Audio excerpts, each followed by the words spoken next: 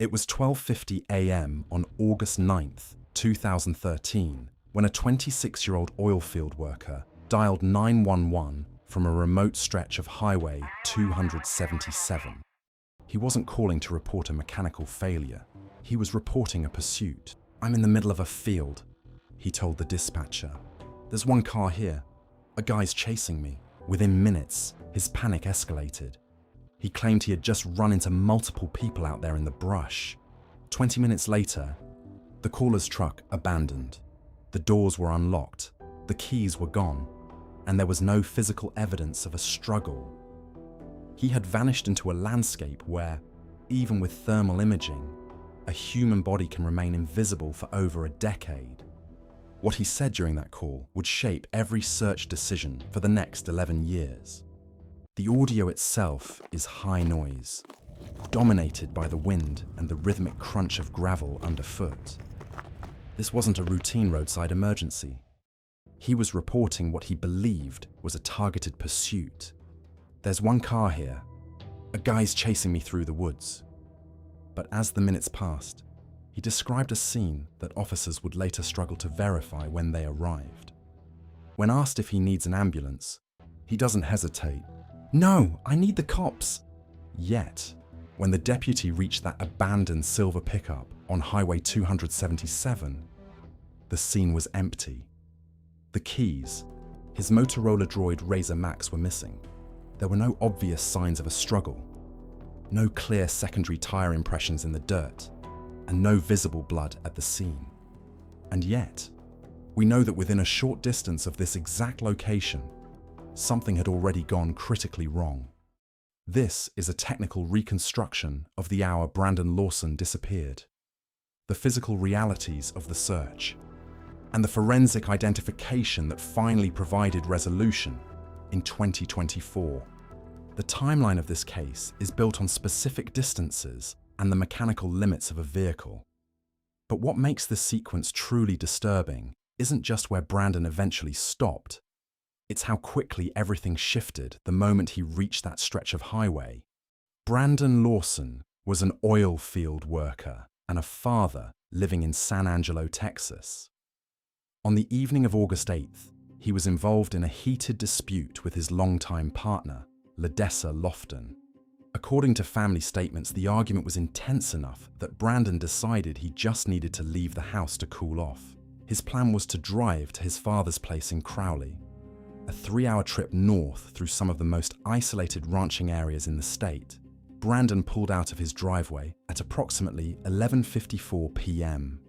He was wearing a yellow shirt, camo shorts, and white Nike Air Max sneakers. At the time, they were just clothes. Later, they would become critical identifiers in a terrain where visibility is measured in feet rather than miles. The drive toward Bronte follows Highway 277. It's a road defined by wide open spaces and almost no commercial development. At night, long sections of this highway are swallowed in total darkness. That matters, because when his truck stalled out there, Brandon believed he was no longer alone. At approximately 12:30 a.m., Brandon called his brother Kyle. He told him the engine had sputtered and died. He thought he was simply out of gas.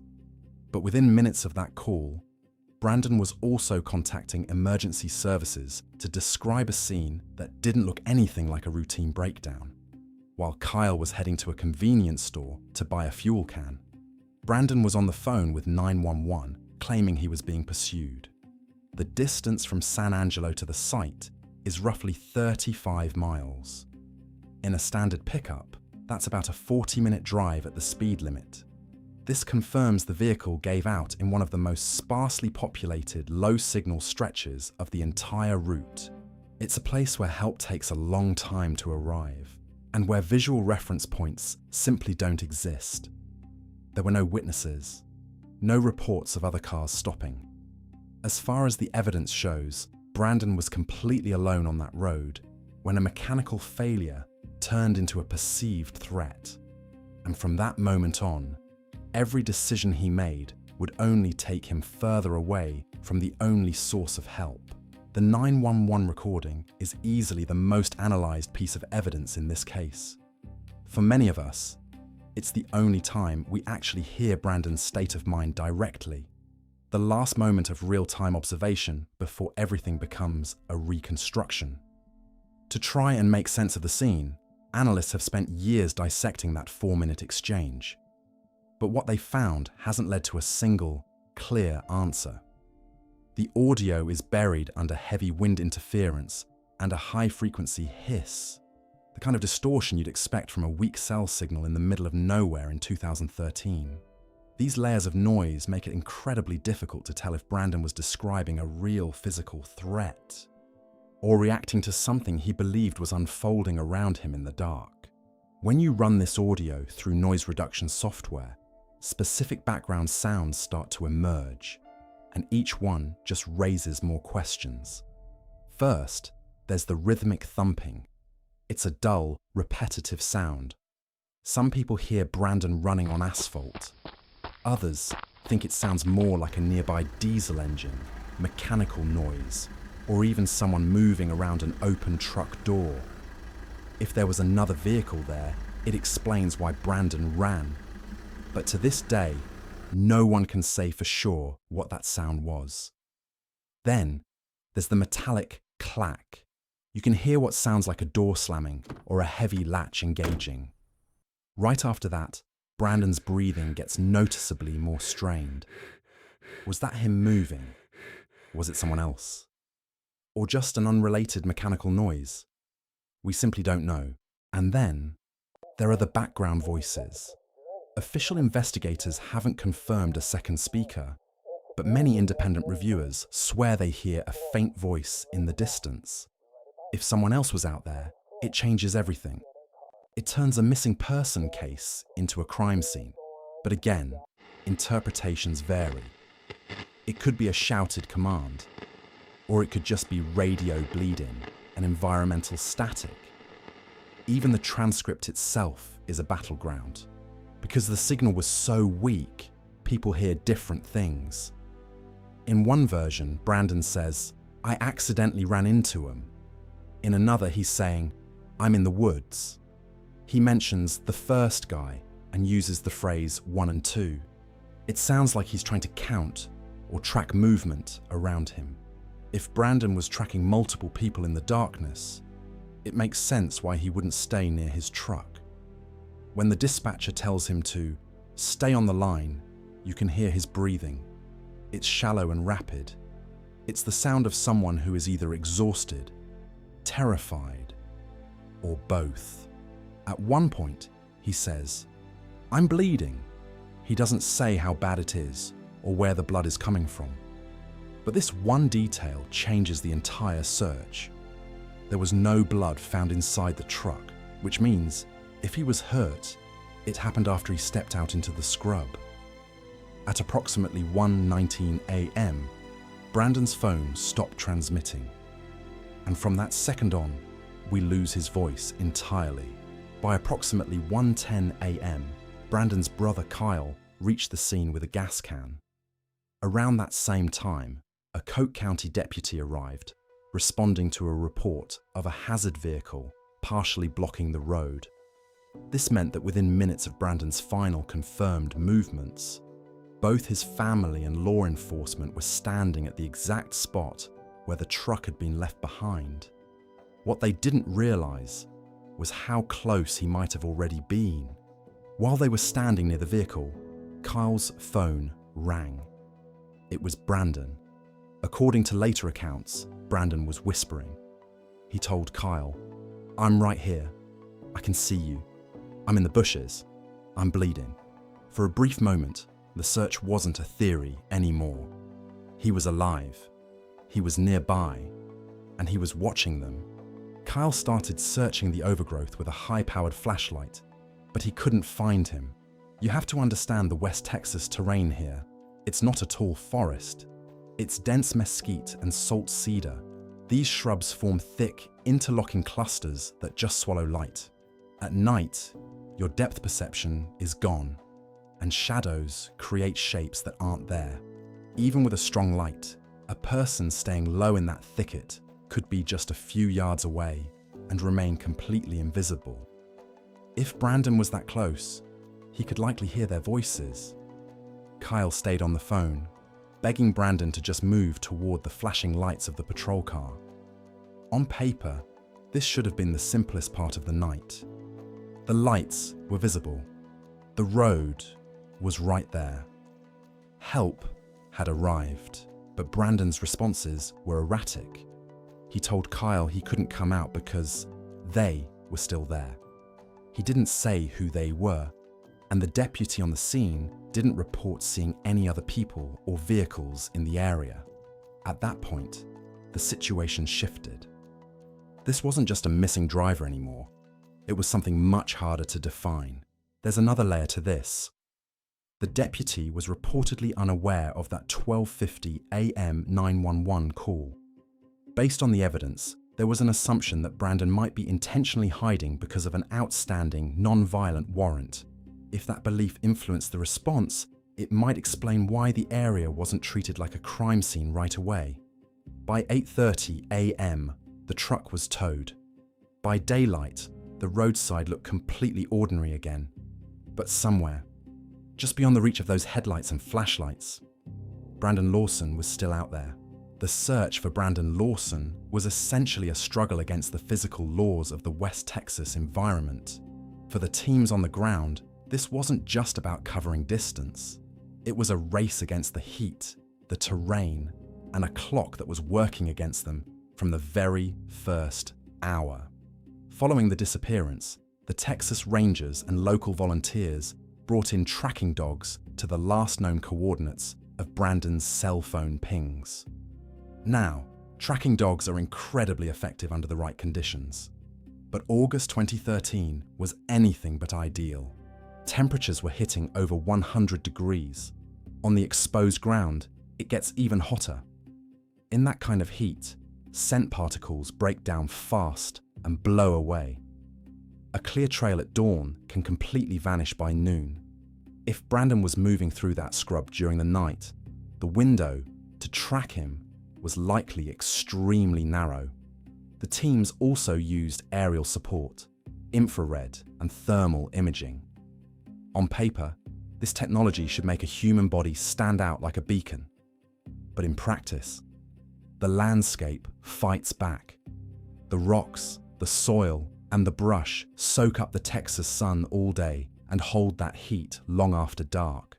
If a person is lying still or partially covered by brush, they might not produce enough thermal contrast to stand out against the warm ground. It creates a haunting reality. Someone could be right there, perfectly still, but effectively invisible to the sensors scanning from above. Then you have the terrain itself. We're talking about uneven limestone, deep depressions, and thick vegetation corridors. In total darkness, moving through this is dangerous. One wrong step leads to a fall, a twisted ankle, or a puncture wound from the mesquite. Even a minor injury becomes life-threatening if it keeps you from reaching the road or signaling for help. And that dense brush, it doesn't just block your view, it controls how you move. The branches interlock at waist height, forcing you to slow down, change direction, sometimes even crawl. In terrain like that, distance becomes misleading. You can believe you're heading toward the highway, while actually drifting sideways or deeper into isolation. For the search teams, this meant every acre had to be checked, and then checked again. But even that didn't guarantee visibility. A person lying low in vegetation this thick can remain hidden just yards from the road, especially at night. And if Brandon was injured, disoriented, or trying to avoid something he believed was still nearby, the landscape itself may have begun closing around him. Out there, movement doesn't always take you where you think it will, because the moment he stepped away from the highway, distance stopped meaning what it should. To understand what may have happened next, investigators had to consider how people move through unfamiliar ground under pressure. One possibility is disorientation. In low visibility, especially without a clear horizon or stable light source, small differences in stride can gradually pull a person into a wide, unintended arc. A person can believe they are moving towards safety, while slowly drifting farther away from it. If Brandon stepped into the darkness intending to wait for help, he may not have realized how quickly he was losing his reference point to the road. In open, rural terrain, even a short movement away from headlights or flashing lights can erase a person's sense of direction. But this explanation alone does not fully account for what Brandon reported during the 911 call. He described other people moving around him. He mentioned counting individuals. Even when he could see the lights of his brother's truck and a patrol vehicle nearby, he refused to return to the roadway. Another possibility is that Brandon encountered someone, or believed he did, near the scene. If another vehicle briefly stopped on the paved highway, it may not have left clear impressions in the dirt besides the road. In rural conditions at night, a short interaction could pass without being noticed by other motorists. Limited traffic and weak cellular coverage also reduce the likelihood of additional emergency calls or independent witnesses. There is also the possibility of environmental injury. Moving quickly across uneven ground in darkness carries real risk. Loose rock can shift underfoot. Hidden depressions can cause sudden falls. Thorned vegetation can puncture skin and clothing. In a remote location, even a relatively minor injury can become life-threatening if it prevents a person from reaching the road or signaling for help. Each of these explanations accounts for part of what may have happened that night. Disorientation could explain the distance he covered. Injury could explain why he did not return. An encounter could explain the urgency and fear in his voice. But none of these possibilities fully accounts for everything Brandon described in his final calls. What remains is a sequence of decisions made under pressure, in darkness, on unfamiliar ground, and a narrow window of time in which the situation became impossible to reverse. The answers didn't come quickly. Teams returned to the same stretches of ranch land more than once. Volunteers walked through brush that looked different each season. Aircraft scanned wide corridors of limestone and mesquite from above, but the terrain was uneven, deceptive, and difficult to cover in a way that guaranteed nothing had been missed. In February 2022, a renewed search effort focused on private property near the original location of the abandoned truck. Access to this land had been limited during earlier stages of the investigation. Searchers moved slowly through drainage corridors, where seasonal runoff had allowed vegetation to grow thicker than the surrounding terrain. This was not open ground. It was tightly enclosed terrain that restricted movement and visibility. Progress required stepping carefully, sometimes pushing branches aside just to see a few feet ahead. In places, searchers had to crouch or change direction repeatedly to move forward at all. Visibility was restricted. Objects on the ground could remain hidden even at close range. During that search, items were located that matched what Brandon had been wearing the night he disappeared. A pair of Nike sneakers and clothing were found in an area roughly 1 mile from where the pickup had been left on Highway 277. The discovery changed one key assumption. Brandon had never been far from the road. The location itself raised difficult questions.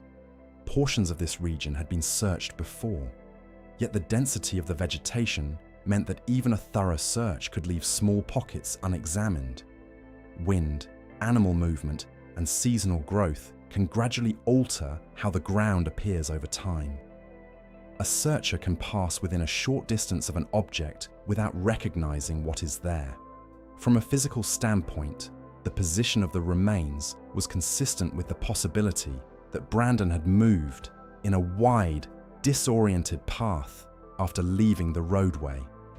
At the same time, the discovery did not provide direct evidence explaining what he believed was happening around him in the final hour of his life. What it did establish was proximity. He had remained within a relatively short distance of the highway, close enough that help had been present nearby, yet far enough that terrain and darkness had worked against any chance of immediate rescue. The search had finally shown where he had been all along. But it did not resolve the larger uncertainty surrounding why he had left the safety of the road, or what he thought he was running from. After the discovery, the remains were sent for forensic testing at the University of North Texas Center for Human Identification. For the first time since that night in 2013, there was a real possibility that the uncertainty surrounding Brandon Lawson's disappearance could begin to narrow. In December 2024, DNA results confirmed that the remains belonged to Brandon. The identification answered one question that had remained open for more than a decade, where he had gone after leaving his truck. But it did not explain what had happened during the final hour that led him into the brush. By the time the remains were recovered, the environment had already done what time tends to do in remote areas. Exposure, wildlife activity, and seasonal change had removed much of the detail investigators would normally rely on to reconstruct an event. The medical examiner was unable to determine a definitive cause of death. There were no clear indicators of ballistic trauma, no obvious signs of tool-related injury, no remaining biological evidence that could clarify whether Brandon had been seriously wounded when he told his brother he was bleeding. From a physical standpoint, investigators could now place him within a relatively short distance of the roadway. They could confirm proximity. They could not confirm what he had encountered. Authorities continue to list the case as unsolved. There is still no confirmed evidence explaining why Brandon believed he was being pursued, no verified account of another vehicle stopping in the area that night, and no definitive reconstruction of how quickly the situation escalated once he stepped off the shoulder of Highway 277. What remains is a narrow window of time and a series of choices made under pressure. A stalled truck, a phone call filled with urgency, lights visible in the distance, but never reached. Even now, drivers pass that stretch of road without realizing how little distance separated safety from isolation, how quickly direction can be lost in terrain that looks manageable from the pavement, and how, in a matter of minutes, a situation that feels temporary can become irreversible. More than a decade later, the most unsettling part of Brandon Lawson's story is not where he was found. It's how close he may have been to being seen, to being heard, and still remaining out of reach. More than a decade later, parts of that night are still being pieced together. If you've looked into this case, or if you think there's something investigators may have missed, you can share your perspective below.